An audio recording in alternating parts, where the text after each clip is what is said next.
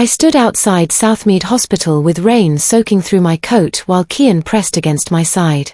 The consultant's letter felt heavy in my pocket, words like urgent intervention and progressive deterioration burned into my memory. Kian was 9 years old, adopted at 2 days old, and now his chest fought against him with every breath. The surgery wasn't optional anymore. It was survival.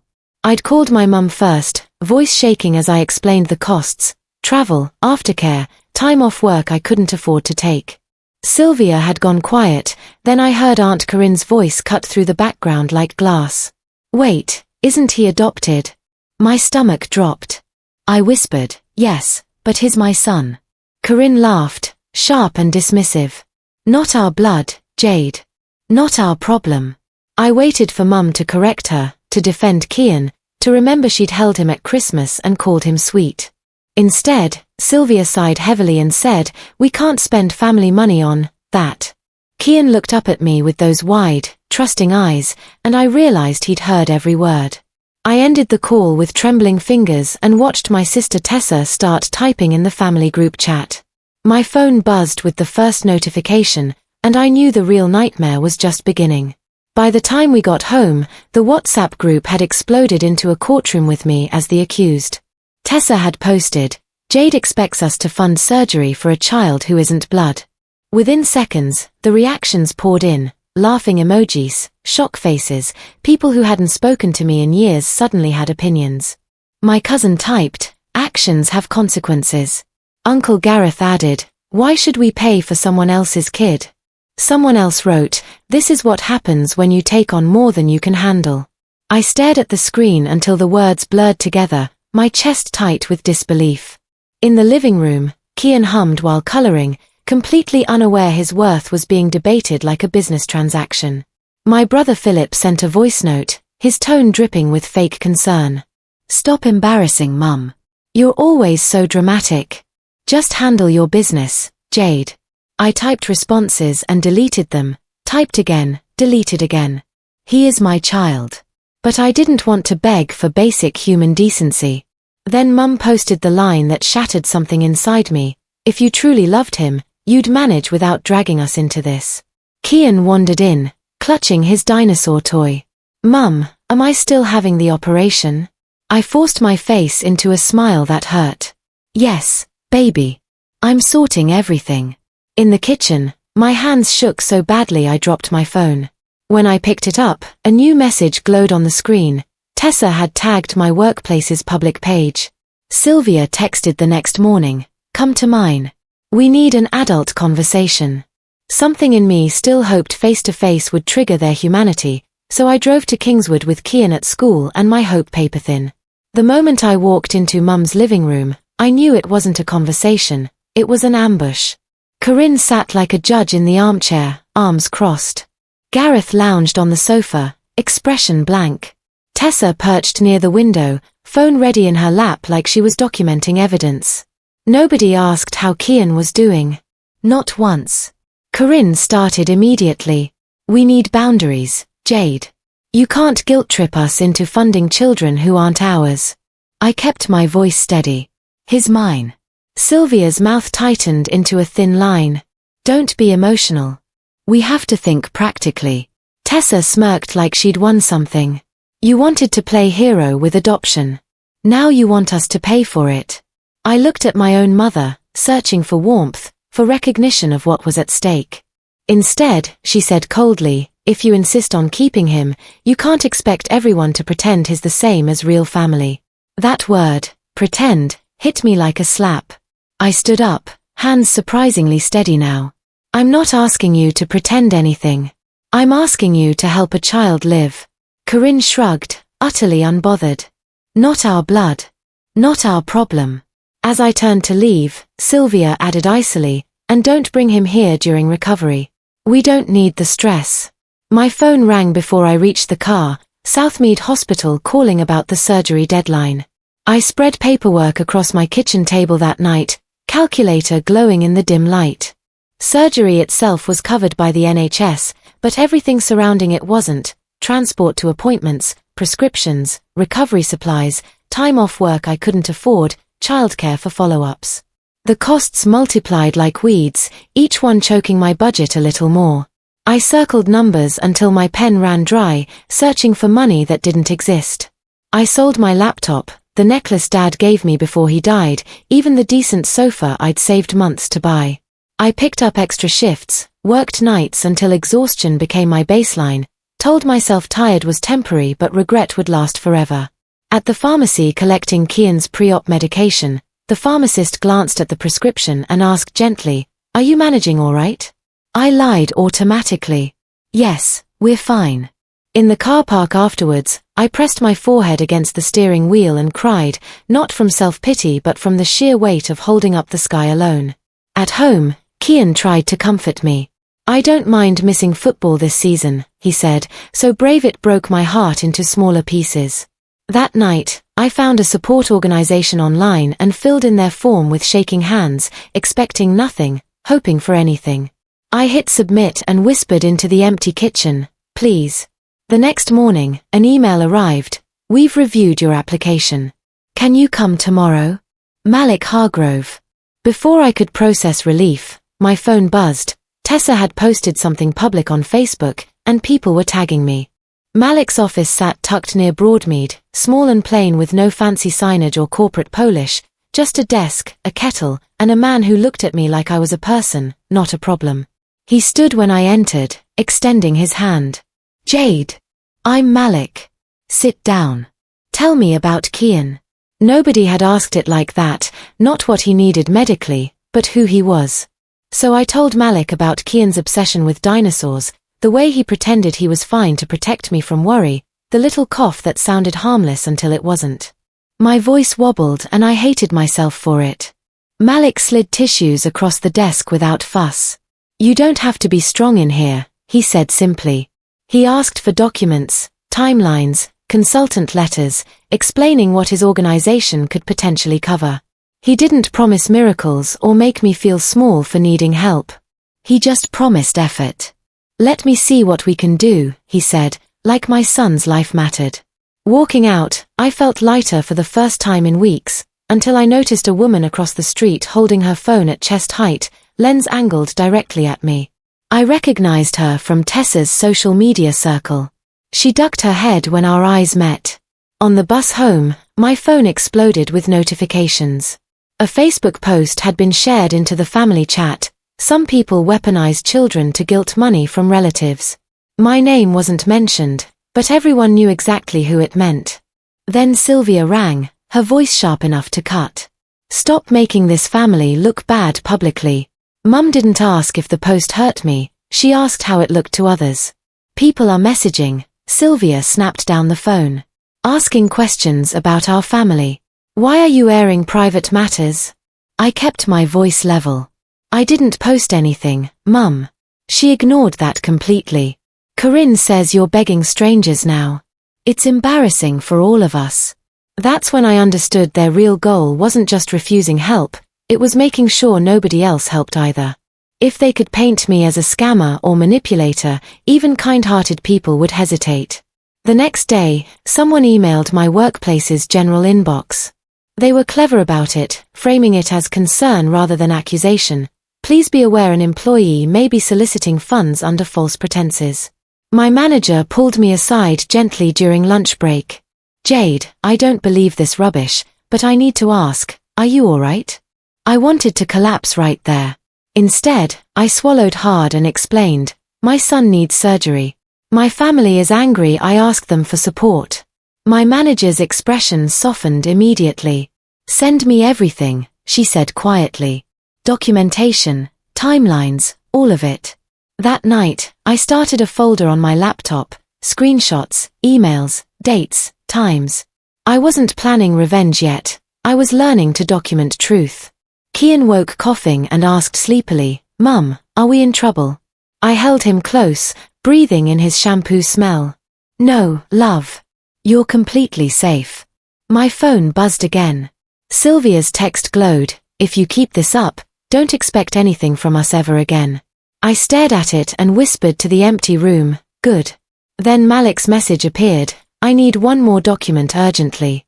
While I searched through files for Malik's requested paperwork, Mum tried one final manipulation tactic disguised as generosity. She rang that evening, voice suddenly softer. "We've been talking," Sylvia said carefully. "We might help, but there are conditions." My chest tightened. What conditions? She took a breath like she was being reasonable. "You need to stop calling him your son in front of people. It confuses the family dynamic." I almost laughed at the absurdity. Confuses who exactly? "The family," she said, like Kian was a branding problem that needed managing. "And you need to apologize to Corinne for your tone. Make peace properly. Then we can discuss potential support." Corinne grabbed the phone before I could respond. "If you want our money, you show proper respect.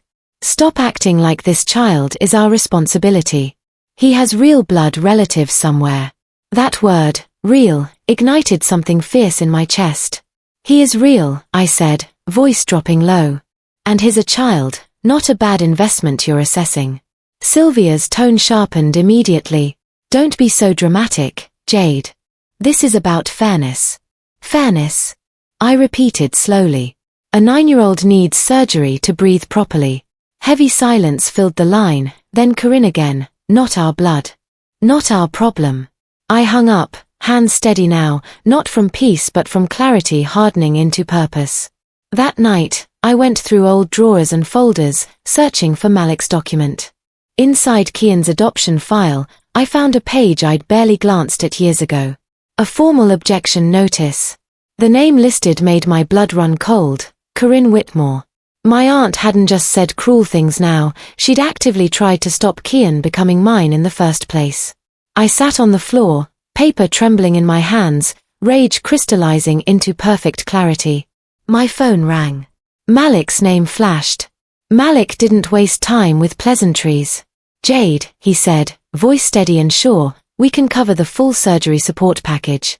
Transport, aftercare supplies, your time off work. Everything." For 3 seconds, I couldn't process the words. My brain kept searching for the catch, the hidden condition, the fine print that would snatch hope away again. Then my throat closed and I made an ugly sound, half laugh, half sob. "Are you absolutely sure?" I asked, like believing too hard might break the miracle. "I'm sure," Malik confirmed. "Your application was solid. The medical timeline is urgent. We're moving quickly." I thanked him so many times I sounded ridiculous, words tumbling over each other. Malik stopped me gently. "Don't thank me. Thank yourself for fighting. You didn't let pride kill your child's chance." After hanging up, I went to Kian's room and watched him sleep, his small chest rising and falling peacefully. I promised him silently, "Nobody gets to make you feel unwanted ever again." The next morning, I emailed Southmead confirmation with shaking hands, relief tremors, not fear this time. Then another message appeared from Sylvia, casual as anything. "Let us know the surgery date. We might come by." Might. As if support was a social event she'd pencil in if nothing better came up. I didn't reply, just stared at the screen in disbelief. At the pre-op appointment 2 days later, I sat beside Kian in the waiting area, helping him with a coloring book. Then I looked up and saw Sylvia walking toward us with a too-wide smile, holding a bouquet like a prop. She spoke loudly enough for everyone nearby to hear, "There's my precious grandson." Sylvia kissed Kian's forehead like she'd been present all along, like she hadn't called him not our problem a week earlier. Kian went rigid under her touch. He didn't pull away, he's too polite, my brave boy, but his shoulders rose in a visible flinch. "Hello, sweetheart," she cooed, then turned to me with that warning look mothers use when demanding obedience without words. "We're here to support you both." We. The audacity of that pronoun. A nurse called Kian's name for his consultation. Sylvia stepped closer, answering the nurse's questions before I could speak, acting like she'd coordinated everything, nodding like a woman firmly in control. I realized with cold clarity, she wasn't here for Kian. She was here for witnesses, for the story she'd tell later about being the devoted grandmother. When the nurse asked about emergency contacts, Sylvia opened her mouth like the answer was obviously her. I spoke calmly but firmly. "It's already sorted." Sylvia's smile tightened at the edges. Jade, I leaned closer, dropping my voice low. You said not blood, not our problem. Don't come here now and rewrite history. Her eyes flashed with controlled anger. Not here, she hissed. People are listening. That flipped something inside me. I stepped back and spoke at normal volume, steady and clear. Good. Let them listen. You don't get to deny my son and then perform love for an audience. Sylvia's face froze momentarily before she recovered, thrusting the bouquet at me like a weapon. Fine. Do whatever you want. Don't blame me when you regret this. Near the door, Tessa appeared with her phone raised, openly filming. She didn't even pretend otherwise. She wanted footage of me being difficult, clipped and edited without context. Kian looked between us, confusion and fear mixing in his expression. I knelt beside him immediately. Focus on me, sweetheart. You're completely okay. As we walked into the consultation room, my phone vibrated with a new family chat message. Look how Jade speaks to her own mother. Absolutely ungrateful. Underneath sat a video thumbnail, already posted. Then Malik texted, who did you list as emergency contact? That question shouldn't have felt emotional, it was just a form, but my chest tightened because the answer used to be automatic, family. Now family had become a liability. I stared at Malik's message while the consultant explained aftercare requirements in careful detail, minimal stress, stable environment, consistent medication, follow-ups scheduled like clockwork. Recovery can be quite fragile, the doctor emphasized. Stress directly affects healing. I thought of Sylvia's hissed threats, Corinne's casual cruelty, Tessa filming confrontations, Philip's voice notes calling me dramatic while my child struggled to breathe. When the nurse handed me the emergency contact form, I wrote the organization's number and Malik's name as liaison coordinator. My pen didn't shake. It felt clean, truthful, protective. The nurse glanced at it. Not a relative. I met her eyes directly. My relatives refused him. She didn't ask more questions, just nodded with the understanding of someone who'd seen enough families to know DNA doesn't guarantee decency. Walking out, Kian asked quietly, is Grandma angry at me? I crouched down, holding his face gently between my hands. No, baby. Grandma is angry at me because I won't let anyone treat you like you matter less. He swallowed hard. Am I less? My heart cracked clean through. Never, I said fiercely. You are my entire world. That evening, a delivery arrived, another bouquet, bigger than Sylvia's hospital prop, with a card reading, for Kian. Thinking of you always. Love, Grandma. I almost threw it away, then noticed different handwriting on the back. My stomach turned as I read it. If you embarrass this family publicly, you'll lose everything. I held that card like it carried poison. Front, grandmother performance. Back, blackmail. This wasn't about Kian's well-being, it was about controlling the narrative, protecting Sylvia's image. I photographed both sides immediately, then filed it with my growing evidence folder. The next morning, my manager called me into a meeting room. HR sat waiting with a printed email on the table between us. It accused me of soliciting funds inappropriately and misrepresenting medical circumstances, worded carefully enough to plant doubt without direct accusations. My manager said gently, we know your character, Jade. But we need to address this formally. I handed them my screenshots, the WhatsApp messages, Facebook post, dates, timestamps. I didn't cry or plead. I laid evidence out methodically, like arranging surgical instruments. Our eyebrows rose steadily. This is targeted harassment, she said. Do you know who sent it? I nodded. My sister and aunt are coordinating this campaign. My manager's voice softened. Are you safe at home? I nodded again. I will be. That evening, Malik called checking on Kian's pre-surgery anxiety. I almost didn't mention the workplace interference, but something made me tell him. Malik listened quietly, then said, keep everything documented. Don't respond emotionally. We can connect you with legal support. As if summoned, my phone buzzed with Corinne's message in the family chat. If you're running to strangers, we'll make sure everyone knows what you really are. I stared at it and whispered to my empty kitchen, Try me. Then Southmead called, surgery scheduled for Monday morning. Please arrive by 6 a.m. Monday. The day everything would change. I watched Kian sleep peacefully and promised him silently, they won't touch you again. Monday arrived cold and grey, and the surgeon's expression when he emerged made my heart stop completely. Hospital waiting rooms smell like disinfectant layered over fear and stale coffee. I sat with hands clasped tight enough to leave crescent marks in my palms, nails digging into skin. Kian had gone into surgery smiling bravely, telling the anaesthetist he'd be fine, like superheroes are. I'd kissed his forehead and promised I'd be right there when he woke. Then hours stretched endlessly. Sylvia sent messages. Any news yet? Corinne wrote, hope you're not exaggerating this surgery situation. Tessa posted a vague Instagram story about people who play victim for attention. I didn't answer any of them. I watched my phone like it might explode and refused to let it detonate my composure. Malik texted once, thinking of you both. Call anytime. That simple sentence held me steadier than my entire family ever had.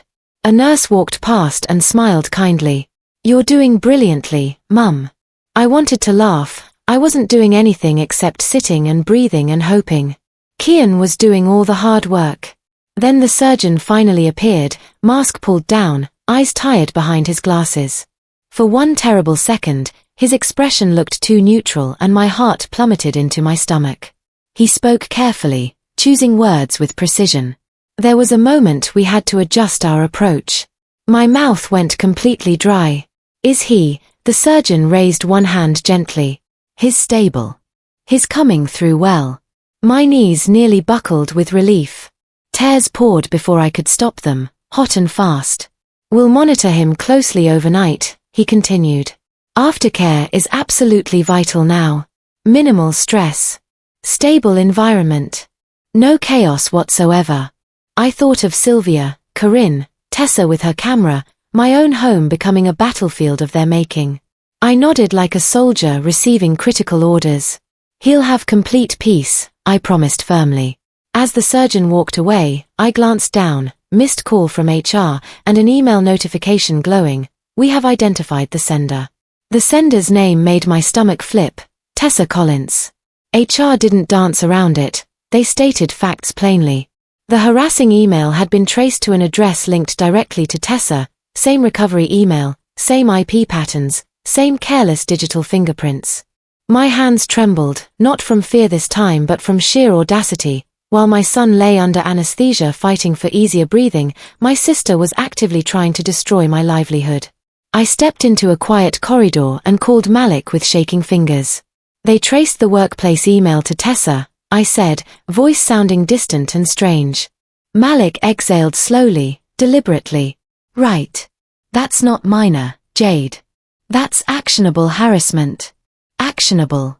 The word sounded like a door opening onto solid ground. He asked, do you have everything documented properly? Yes, I confirmed. Screenshots, dates, timestamps, the threat card.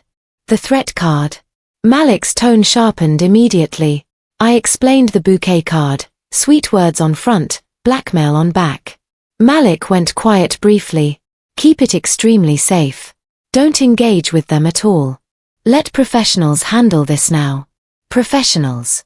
I'd spent weeks being called dramatic, emotional, unreasonable for simply asking for help. Malik treated my evidence like it actually mattered. Returning to the waiting room, Sylvia's message glowed on my screen. I've told everyone our grandson is doing wonderfully. We're all praying. Our grandson. After everything. I stared at those words until my jaw ached from clenching. When Kian moved to recovery, I watched his small chest rise and fall like it was the most sacred rhythm in existence. His eyelashes fluttered against pale cheeks. He whispered groggily, Mum? I'm right here, baby, I said, kissing his hand. He mumbled, half asleep and confused, did Grandma say I'm not real? My throat burned with suppressed rage and grief. No, love. You are real. You are everything. As I smoothed his hair gently, a nurse handed me discharge instructions, saying softly, your support system really matters during recovery. I smiled without any humor. I'm building an entirely new one. Outside the ward, Sylvia waited with another gift bag, looking camera-ready. I'm coming to your house for recovery support, she announced. I stepped directly in front of her like a locked gate. No, you're not. Corinne's voice cut through the corridor from behind Sylvia. You can't keep him from his family, Jade. She stood there wearing her best coat and lipstick, face arranged in practiced concern. If strangers saw her, they'd think she was a devoted aunt. Family didn't help him, I said evenly, not raising my voice. Family called him not blood. Family tried destroying my job while he was in surgery. Sylvia hissed urgently, don't say that here where people can hear. Why not? I asked. Because they might hear the truth. Tessa hovered nearby, phone raised, pretending she wasn't recording. Philip appeared too, eyes darting like he desperately wanted invisibility. Corinne leaned closer, voice dropping. You're enjoying this attention, aren't you? Using him to play martyr. My hands curled into fists, then deliberately relaxed. I wouldn't give them footage to clip into lies. Step back, I said firmly. You don't get access to him. Sylvia's eyes filled with tears on perfect cue. I'm his grandmother. You acted like he wasn't, I replied calmly. A nurse approached, eyebrows furrowed with concern. Is everything all right here? Sylvia instantly softened her voice, playing the role. We're just worried about our grandson. I looked directly at the nurse and said clearly, my relatives refused him medical support and are now attempting contact against my explicit wishes. The nurse's expression shifted immediately to understanding. Understood completely, she said, gesturing toward security visible down the corridor. Corinne's face tightened with barely controlled fury. You're actually calling security on us? I answered steadily, I'm protecting my child. Security officers stepped closer. Sylvia grabbed my arm desperately. You will regret this, Jade. I leaned in, voice quiet enough only she could hear. You already made your regret. I'm just naming it publicly. As they were escorted away, Tessa shot me a look of pure hatred. Back in Kian's room, I exhaled shakily.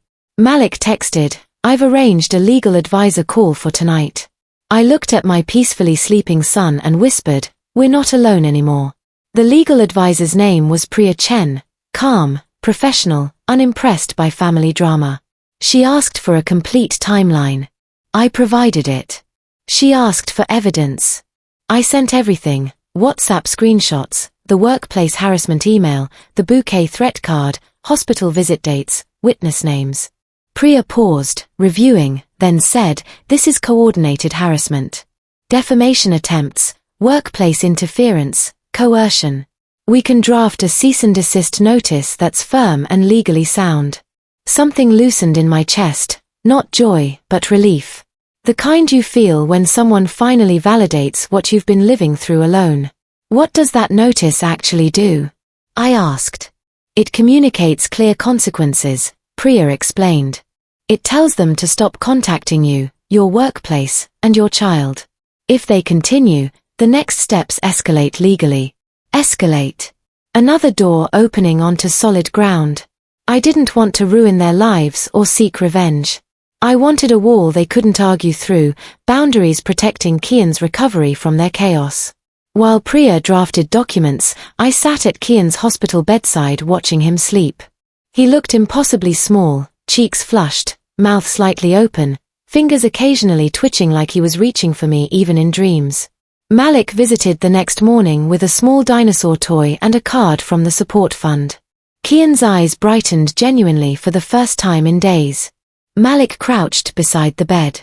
How are you feeling, champion? Kian whispered hoarsely, better now. But Mum cried because Grandma said I'm not real family. Malik's eyes flicked to mine, sharp with protective understanding. He didn't explode or perform anger. He simply said to Kian, thank you for being honest with me. Then he stood and looked at me like making a promise. We'll make absolutely sure they can't touch either of you. My phone buzzed, Sylvia calling again. I didn't answer. Priya's email arrived, cease and desist letter attached, ready for delivery. The moment it was served, Sylvia called screaming. Sylvia didn't bother with hello, she just screamed like the legal letter had physically slapped her across the face. You're threatening your own mother? After everything I've sacrificed for you? I kept my voice deliberately even. You threatened me first, Mum. In writing. And you targeted my workplace. Corinne grabbed the phone away from her. We were protecting the family reputation. You're dragging us through absolute mud. I said calmly, no. You walked into this yourselves. Tessa chimed in, her voice dripping with fake concern. You're clearly mentally unwell, Jade. This obsession with playing victim, I interrupted, still calm. You sent harassment emails to my workplace during my son's surgery. That's not concern. That's deliberate malice. Heavy pause, long enough to know they hadn't expected me to state it so plainly. Sylvia switched tactics instantly, voice trembling now. I didn't mean it like that. I was just frightened and confused. Frightened of what exactly? I asked. Of a child needing help? Or of people discovering you refused him? She sobbed perfectly on cue. He's still my grandson, Jade. I didn't budge an inch. Then you should have acted like it when it mattered.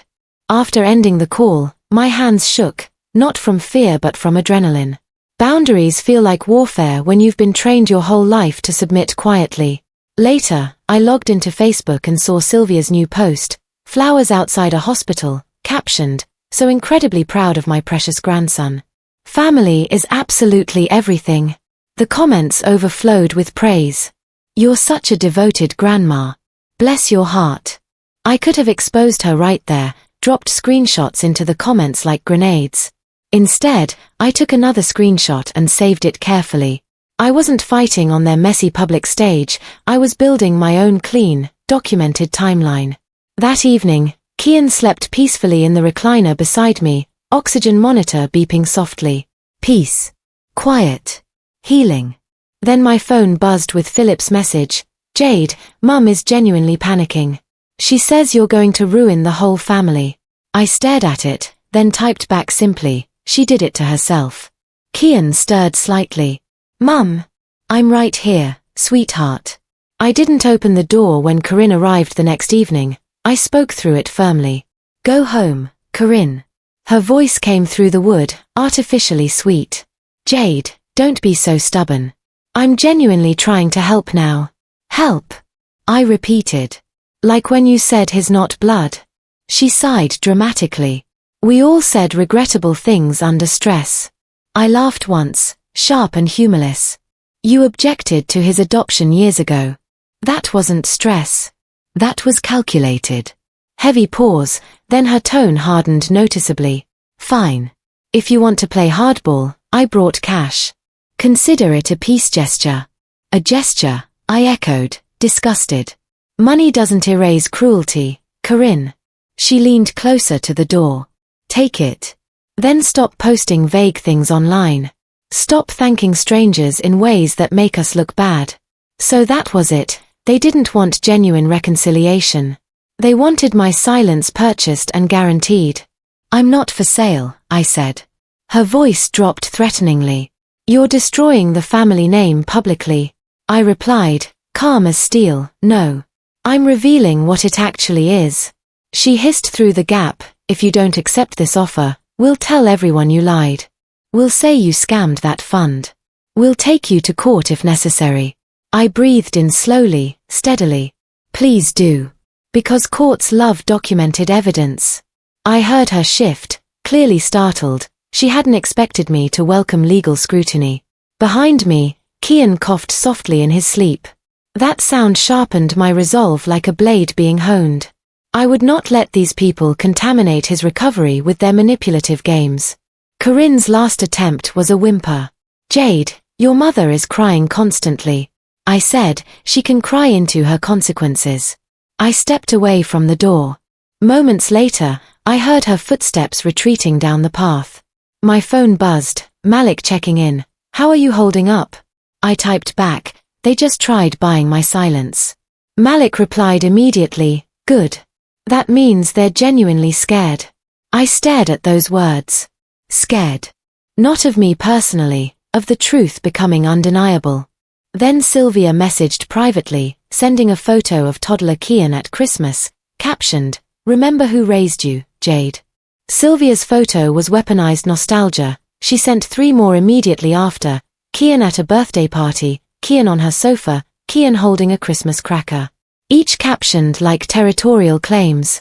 "We were always there. You can't erase us. He needs his family." My hands went cold because she wasn't entirely wrong about one thing. She had been physically present sometimes. But presence isn't love. It's just proximity without substance. I replied once, carefully worded for Priya's documentation, "Stop contacting me and my child. All communication must go through the legal advisor." Sylvia responded instantly, "How dare you speak to your own mother like a stranger?" I stared at the screen, feeling calm settle over me like armor. She cared more about her title, mother, than about my child's actual life. Later, Malik visited with Priya on speakerphone. Priya explained escalation steps if harassment continued, formal complaints, reporting workplace interference, potential restraining measures if needed. Sylvia's messages kept arriving anyway, increasingly desperate. Then Philip called, voice low and strained. "Jade. Mum is telling family members that if any of us help you, it encourages your behavior. She says you need to learn harsh lessons." My throat tightened. "Encourages me to what exactly?" "To think you can rely on family even when you make unconventional life choices." Unconventional. Like adopting a child was rebellious experimentation. I whispered, "So she used Kian to teach me a lesson." Philip didn't deny it. "I'm sorry," he said, sounding genuinely ashamed for once. I thanked him quietly, not because it fixed anything, but because it confirmed the truth. Sylvia had orchestrated this cruelty deliberately. That night, I wrote a single, clean Facebook post, not naming them, not attacking, just expressing gratitude to the support fund and to Malik for showing up when others didn't. I hit publish and set my phone down. 5 minutes later, Sylvia called frantically. I let it ring unanswered. Comments started appearing. "Why wouldn't family help? What happened? Are you all right?" I didn't respond to any. Truth doesn't need shouting, it just needs space to exist. By morning, Corinne had posted a furious status. "Some people destroy families for attention and sympathy." Corinne's post didn't name me directly, but the timing told the whole story. People aren't stupid. They asked direct questions in the comments.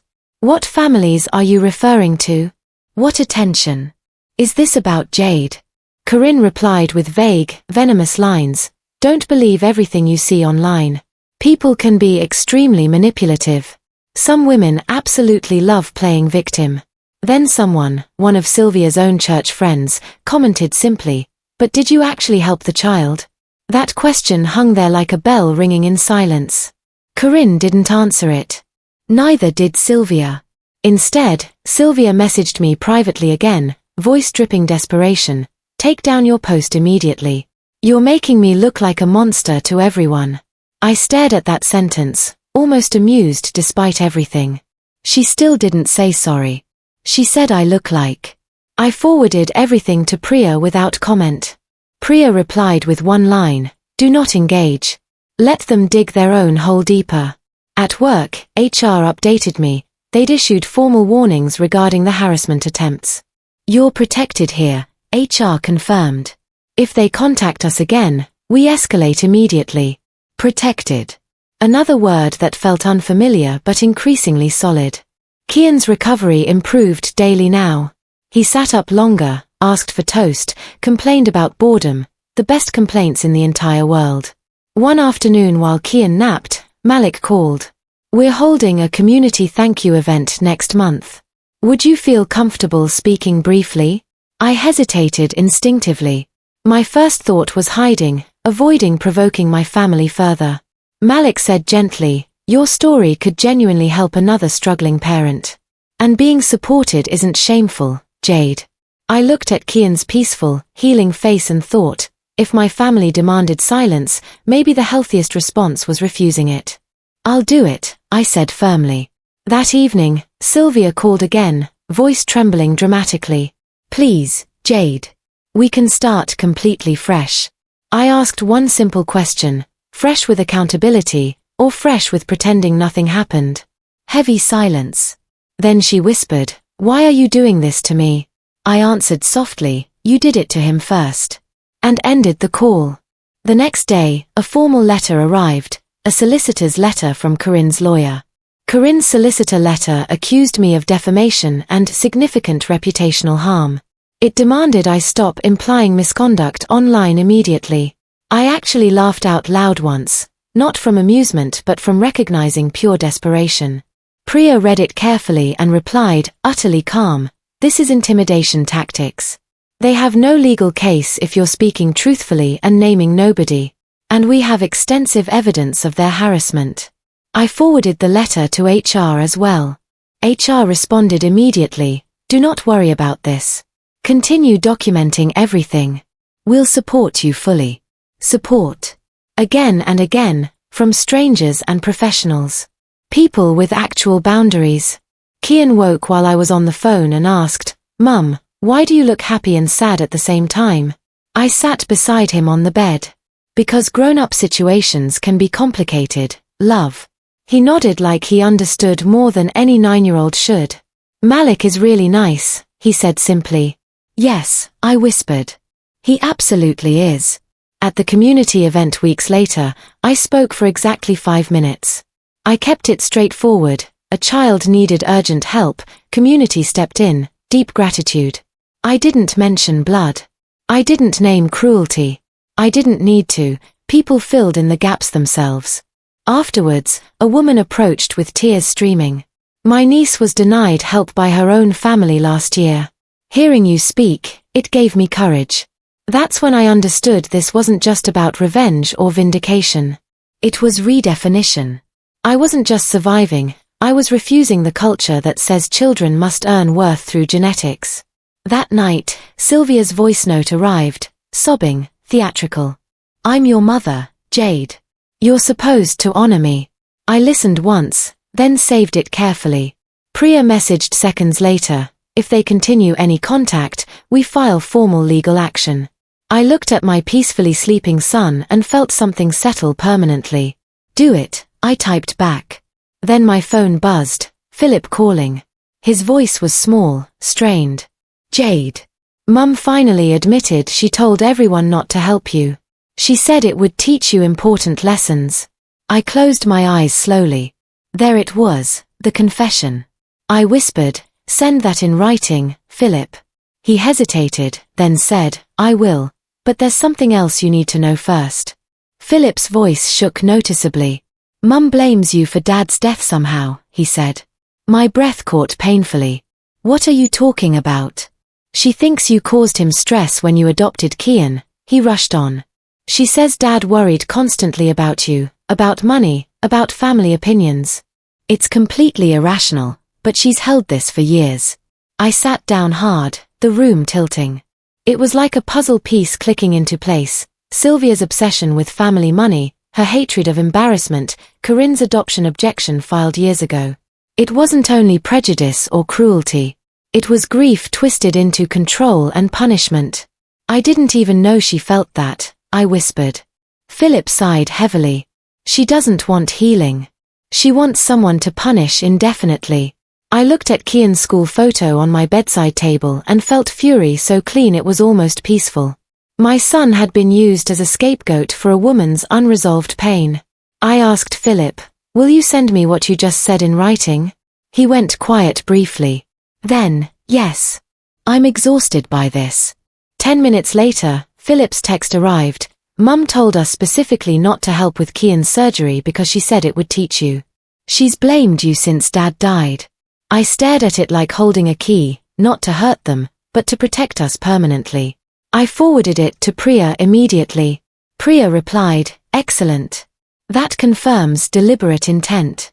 That night, Sylvia appeared at my door again, sobbing loudly so neighbors would notice. "Jade. Please. Don't do this." I didn't open the door, just spoke through it like with Corinne. "Go home, Mum." Sylvia pressed her forehead against the glass. "He needs his grandmother." I answered steadily, "He needed you when he was frightened and struggling. You chose your pride then.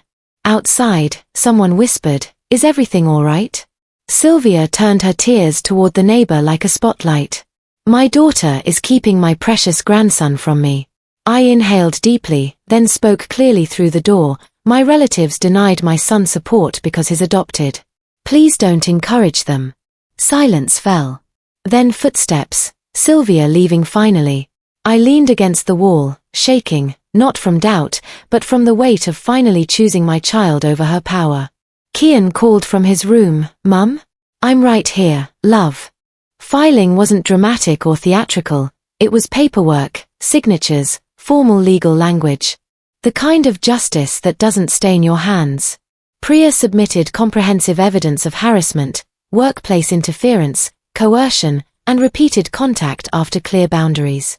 HR attached their documentation too. Suddenly, it wasn't my word against theirs, it was an undeniable pattern on official record. Sylvia and Corinne went completely quiet for 2 full days. That silence felt strange, like a storm holding its breath before breaking. Then Tessa cracked first, texting me, "Are you happy now? You always wanted attention and drama." I didn't respond at all. She sent another, "People are asking questions about us. You've embarrassed Mum publicly." Still nothing from me. Priya had warned, engaging gives them fuel. Silence gives them consequences. At school pickup, another mum approached hesitantly. "Jade. I heard some things. Is Kian doing all right?" "He's healing beautifully," I said. "And he's loved." The mum squeezed my hand gently. "If you ever need anything, meals, pickups, whatever, just say." That simple offer hit harder than any cruelty ever did, proving what I'd learned. Community is sometimes more genuine than family. Kian started laughing again, real laughter, not brave performance. He asked for his football kit back. He complained about homework. His color returned like spring arriving. One afternoon, Malik dropped by with a small envelope, photos from the community fund event. Kian grinned at the picture of himself holding the dinosaur toy. "Is Malik kind of like my uncle?" Kian asked seriously.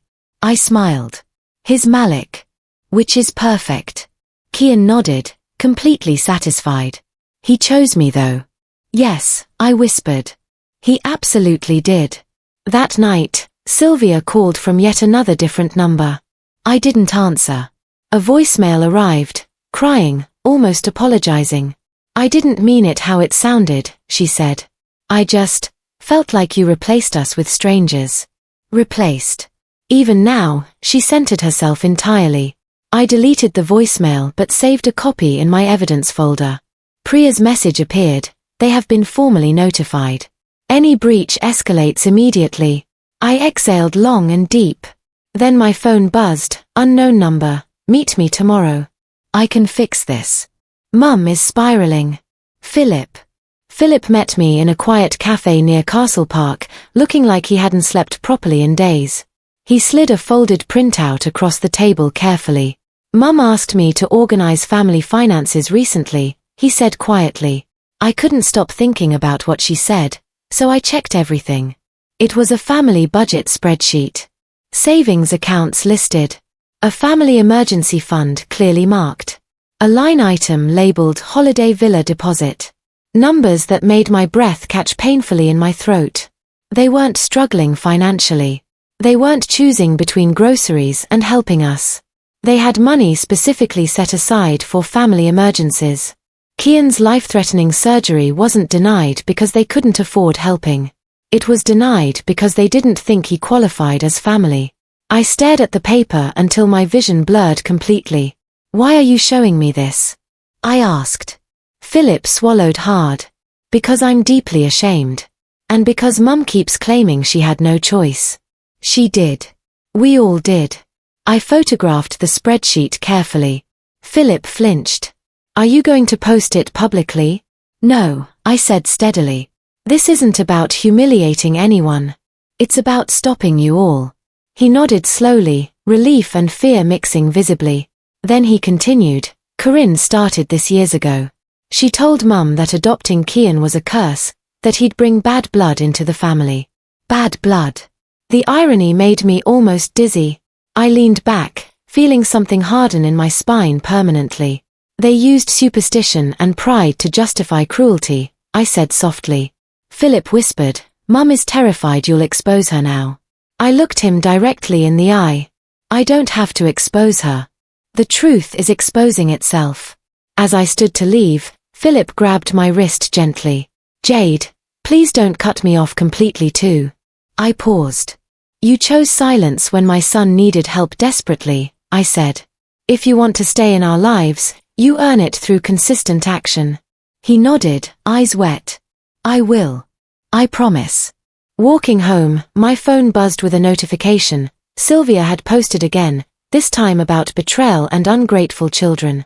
The comments were different now though. People asked direct, uncomfortable questions. Did you refuse to help? Why would you deny a child surgery? Is this about adoption prejudice? Sylvia didn't answer any of them. I didn't need to either. That night, Kian asked, Mum, are we still a real family? I kissed his forehead.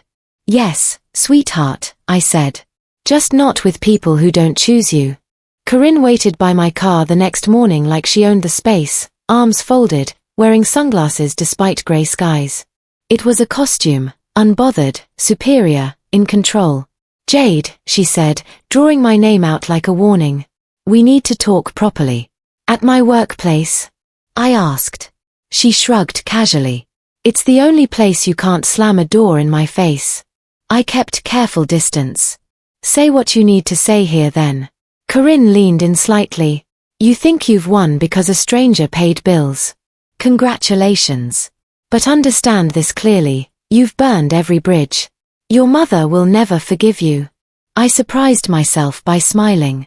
She never forgave Kian for existing. I'm just returning that energy. Corinne's mouth tightened visibly. You're poisoning that boy against his real family. He already heard what you said, I replied calmly. You did the poisoning yourselves. Her voice dropped threateningly. We can make things easier. Stop the legal route. Stop the implied posts online. And we'll reconsider our position. Reconsider? I echoed. You don't get to reconsider a child's worth after he survives without you. Corinne's composure cracked slightly. Do you know what people are saying about us now? I nodded. Yes. They're asking questions you can't answer honestly. She hissed, You're genuinely cruel, Jade. I stepped closer, voice quiet but firm. Cruel is denying a child support because of DNA. I'm not cruel. I'm finished. I turned toward the building. Corinne called after me, voice rising desperately. You'll regret turning on blood. I stopped and looked back. Blood didn't show up for my son, I said. So don't threaten me with it. Inside, my manager saw my face and asked, Was that the relative? Yes, I confirmed. My manager nodded. We'll keep security aware. You're protected here. Protected. Again. Each time someone said it, my nervous system learned new language. That evening, Sylvia's final message arrived. If you don't bring him to my house soon, don't call yourself my daughter. I stared at it, then replied once, understood. No anger. No begging. Just closure. Kian padded into the room, wrapped in his blanket.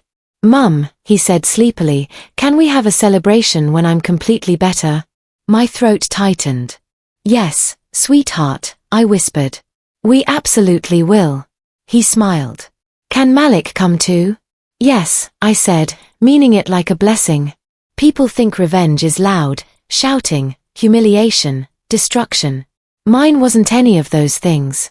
Mine was boundaries so firm they couldn't be negotiated. Mine was evidence stacked neatly in folders while my son healed. Mine was refusing to let my family rewrite history. Kian recovered slowly, then suddenly, one day exhausted walking to the bathroom, a month later arguing about homework and asking when he could return to football. Life returned in small, miraculous pieces.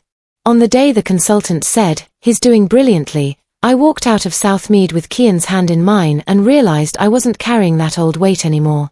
We held our celebration in a small community hall, nothing fancy, just balloons, pizza, a football cake Kian insisted on.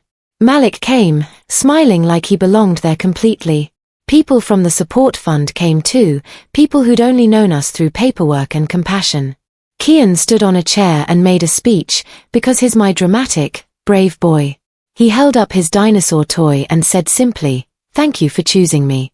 I saw Malik blink hard. I felt my own eyes fill. And I understood something that made my chest ache and heal simultaneously. The people who refused Kian didn't just deny him help, they denied themselves the privilege of loving him. Sylvia never came. Corinne never apologized. Tessa never admitted anything. Philip sent occasional messages, "I'm sorry. I'm trying." I left that door slightly open, not wide. Because the lesson wasn't that family can be fixed. The lesson was that family is proven through action. Blood didn't save my son. Love did. And the stranger who stepped in didn't just pay bills, he proved my family wrong in the only language they understood, showing up. That's the ending they hate most. We didn't collapse without them. We grew. We healed. We moved forward. And if you're reading this, ask yourself, who would genuinely show up for your child when it costs them something real?